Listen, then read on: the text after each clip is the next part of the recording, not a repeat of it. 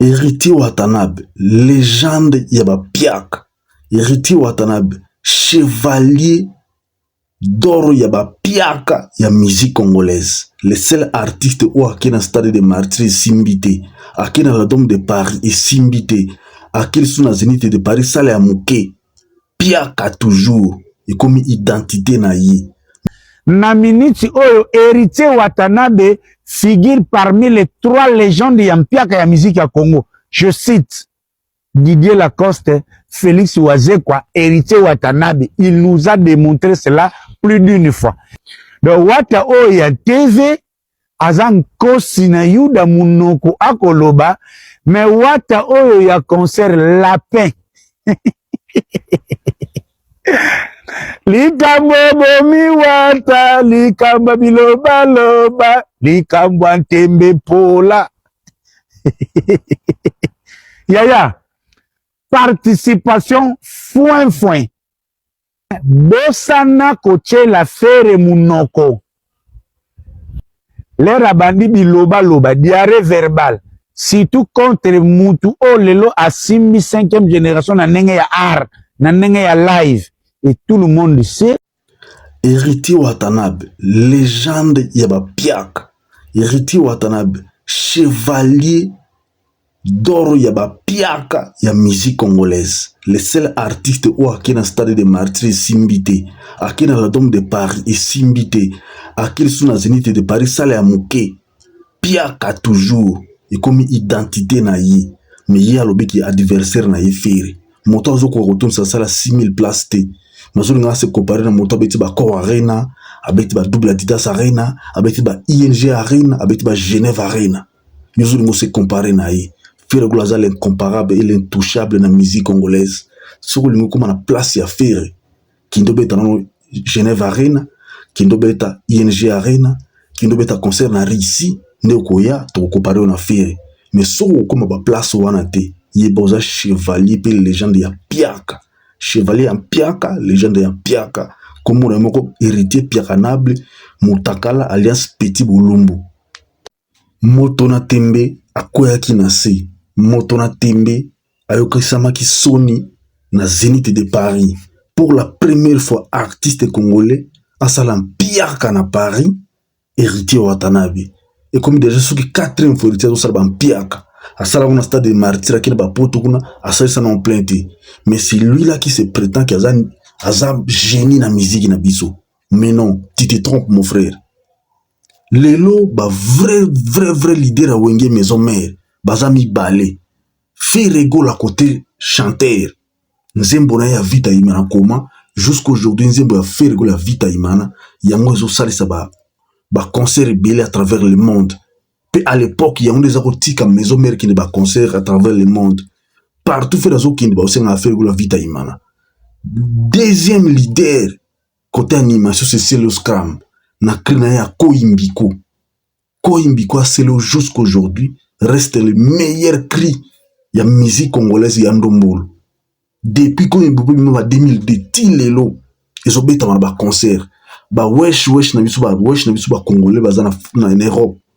Na ba concert na bango comme beta ba yemba ka parti wana iba comme ko benga sele et cette année c'est la beti suki 4 accords arena azala ki ba naza suki ba nani ya Fergo azala ki de ko imbi ko na toujours et aujourd'hui les Zénith de Paris il y a héritier Watanabe le ko imbi ko de sele ils ont ki susu ils ont ki so alors tant que sabino ki na wenge mokonzi ya libota za Fergola Botiara Tembe. La maison mère Mokonzi, vraiment, l'ibota ya maison mère c'est faire. Faire moi la racine principale, ya wenge musique à maison mère.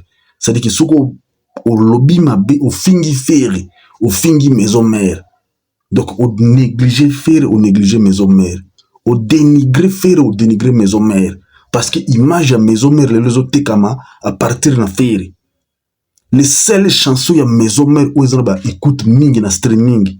Ils ont vite à y faire. Sur YouTube, ils ont plus de 18 millions. Version clip nango. Sur 5 audio nango, ils ont déjà au-delà de 20 millions. Sur Spotify, au Deezer, au Amazon, c'est les seules chansons ya Wenge Maison Mère. Ils ont streaming belé. Vite à y faire, gars. Alors tant bozo ya koboya faire na TV bozo boya nde histoire ya maison mère.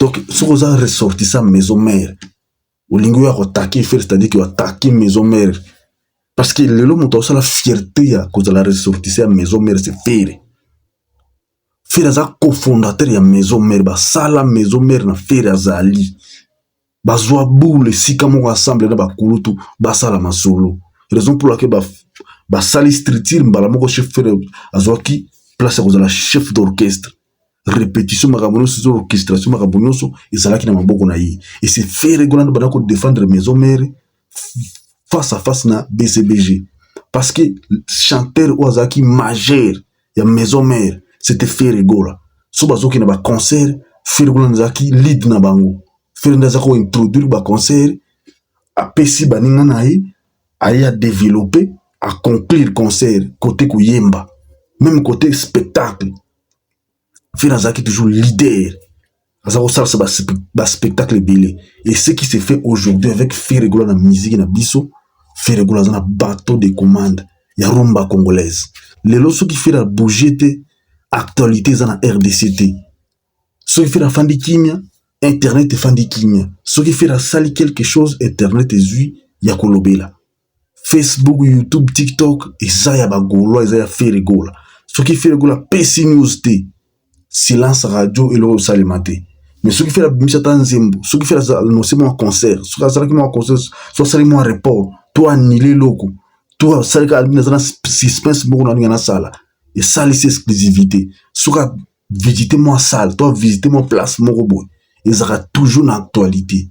Alors bino autant boya bo négliger faire vous négligez la culture congolaise parce que moto azo diriger moto azo commander culture na biso c'est faire moto azo commander actualité culturelle même politique c'est faire soki lelo faire kola mekaka koloba makambo politique ekosala tout un moto bana kolobela yango soki faire miki me kokotaka akende kata avisite parti politique moko bikolo oyo ekosala alaine ekozala alaine information alors bo respecter faire eza tana yi babundisaka moto amemimaki te mais bapusanaka nde pembeni ya moto amemimaki baprotege maki wana nde fere kolazala kwa maki fo toprotege fere héritier alakaki biso ya kotraumatize bato na concert na ya Zénith de Paris mais tomoni Zénith de Paris na ye etraumatize ye moko parce que akitaki na Paris abi aza anti ebola